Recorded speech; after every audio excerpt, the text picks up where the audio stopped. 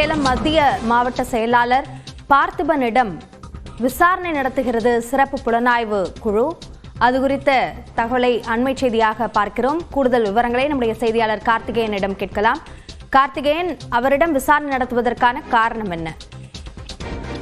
தாவேக அந்த பிரச்சார கூட்டத்தில் நடந்த துயர சம்பவம் தொடர்பாக சிறப்பு புலனாய்வு குழு விசாரணை மேற்கொண்டு வரும் நிலையில் அந்த கூட்டத்திற்கான பொறுப்பாளராக இருந்த சேலம் மத்திய மாவட்ட செயலாளர் பார்த்திபனுக்கும் சிறப்பு புலனாய்வு குழு சம்மன் அனுப்பப்பட்ட நிலையில் தற்போது அந்த விசாரணைக்கு கரூர் ஆஜராகியுள்ளார்.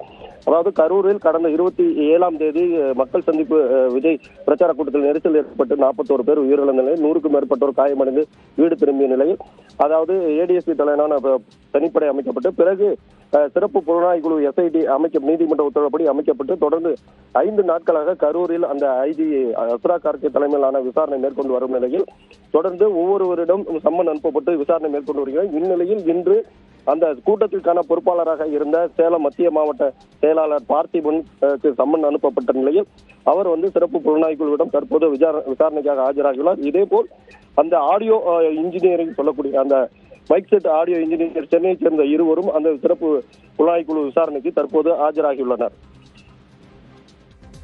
விரிவான விவரங்களுக்கு நன்றி கார்த்திகேயன்.